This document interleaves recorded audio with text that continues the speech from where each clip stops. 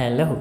അപ്പോൾ ഇതാണ് നമ്മുടെ വാഴയില ഹൽവ ഉണ്ടാക്കാനുള്ള വാഴയില കേട്ടോ. ഒരുപാട് നല്ല ഗുണങ്ങളുള്ള ഡീടോസിഫിക്കേഷനും ബ്ലഡ് പ്യൂരിഫിക്കേഷനൊക്കെ നല്ല ഗുണങ്ങൾ ചെയ്യുന്ന ഒരു ഇലയാണ് വാഴയില. ഇത് നേന്ത്രൻ വാഴയുടെ ഇലയാണ് കേട്ടോ. ഇത് നമ്മൾ മഞ്ഞപ്പൊടി വെള്ളം കലക്കിയിരിക്കുകയാണ്. അതിലേക്ക് നമ്മുടെ ഈ വാഴയില നന്നായിട്ട് മിക്സ് ചെയ്ത് മുക്കി വയ്ക്കാം. ബിക്കോസ് ഇത് പുറത്ത് നിൽക്കുന്നതല്ലേ, പൊടിയും മണ്ണൊക്കെ കാണും. അപ്പോൾ അതൊക്കെ ഒന്ന് കളയാൻ വേണ്ടിയിട്ടാണ് ഇങ്ങനെ വാഷ് ചെയ്യുന്നത്. അതിനുശേഷം നമ്മളൊന്ന് ഫ്രഷ് വാട്ടറിൽ വീണ്ടും ആ വാഴയില കഴുകിയെടുക്കുക. ഈ മഞ്ഞൾപ്പൊടിയുടെ സ്മെല്ല് എല്ലാവർക്കും ഇഷ്ടമാവണമെന്നില്ലല്ലോ, അതുകൊണ്ട് കേട്ടോ. അതിനുശേഷം നമ്മൾ ഒരു മിക്സിയുടെ ജാറിലോട്ട് ഇതിന് ചെറിയ പീസുകളാക്കിയിട്ട് ഇടുക. അത് എനിക്ക് അവൈലബിൾ ആയിട്ടുള്ള ഒരു മിക്സിയുടെ ജാർ എടുത്തേ ഉള്ളൂ. ജ്യൂസ് ഉണ്ടാക്കുന്ന ജാറാണ് കൂടുതൽ ബെറ്ററായിട്ട് വരിക. ഫുള്ളായിട്ട് നിറയ്ക്കരുത്, വെള്ളം ആഡ് ചെയ്ത ശേഷം അടിച്ചെടുക്കുക. അതിൽ നിന്ന് അരിച്ചെടുത്ത ശേഷം ആ വേസ്റ്റ് നമുക്ക് കളയാം കേട്ടോ. അരിച്ചെടുത്ത ജ്യൂസിലോട്ട് നമുക്ക് കോൺഫ്ലോറിൻ്റെ പൗഡർ ആഡ് ചെയ്യാം. 1 ലിറ്റർ ജ്യൂസിലേക്ക് നമുക്ക് 100 ഗ്രാം കോൺഫ്ലോറാണ് സെറ്റായിട്ടുള്ള പോർഷൻ കറക്റ്റായിട്ടുള്ളത് എന്ന് പറയുന്നത് കേട്ടോ. നന്നായിട്ട് ഇട്ട ശേഷം നന്നായിട്ട് ഇളക്കാം. മിക്സ് ചെയ്തിട്ട് കുറച്ച് നേരം സെറ്റ് ആവാൻ വേണ്ടി മാറ്റി വയ്ക്കാം. അപ്പോഴേക്കും നമുക്ക് ഗ്യാസൊക്കെ ഒന്ന് സെറ്റ് ചെയ്ത് ഒന്ന് കത്തിച്ചിട്ട് അതിലേക്ക് നമുക്ക് പാൻ വയ്ക്കാം. അതിലോട്ട് നമുക്ക് അണ്ടിപ്പരിപ്പ് മുന്തിരിങ്ങയും വറുത്തെടുക്കാം നെയ്യിൽ കേട്ടോ. നെയ്യാണ് നല്ലത്. ഇതിങ്ങനെ ചെയ്യരുത്, ഞാൻ ഒപ്പിട്ടൊരു മണ്ടത്തരാണ്. ആദ്യം മുന്തിരിങ്ങ വറുത്ത് മാറ്റി വെച്ചതിന് ശേഷം അണ്ടിപ്പരിപ്പിടുക, അല്ലെങ്കിൽ മുന്തിരിങ്ങ കരിഞ്ഞു പോകാനുള്ള ചാൻസ് ഉണ്ട്. അതെടുത്ത് മാറ്റി വെച്ച ശേഷം അതേ നെയ്യിലോട്ട് തന്നെ നമ്മൾ മാറ്റി വെച്ച് നമ്മുടെ ജ്യൂസ് ആഡ് ചെയ്യുക.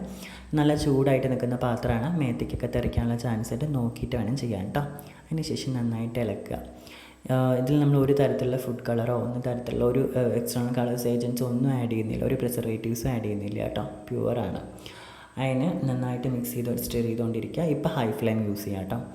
അതിനുശേഷം അതിന് കളർ ചെറുതായിട്ടൊന്ന് മാറി വരുന്നൊരു ടൈമിൽ നമുക്കതിലേക്ക് പഞ്ചസാരയാണ് ആഡ് ചെയ്യേണ്ടത്.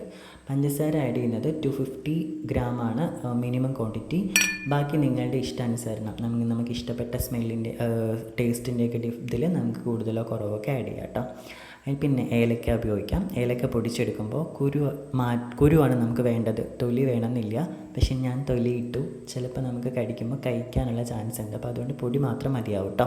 നന്നായിട്ട് അതിട്ട് മിക്സ് ചെയ്യുക. അപ്പോൾ ഇതിൻ്റെ കളർ നമുക്ക് പതിയെ മാറി വരുന്നതായിട്ട് കാണാൻ പറ്റും. ശ്രദ്ധിക്കുക, ഇതിൻ്റെ ബബിൾസ് വരുമ്പോൾ മേത്തോട്ട് തെറിക്കാനുള്ള ചാൻസ് ഉണ്ട്, സൂക്ഷിച്ചിട്ട് വേണം ചെയ്യാനായിട്ട്.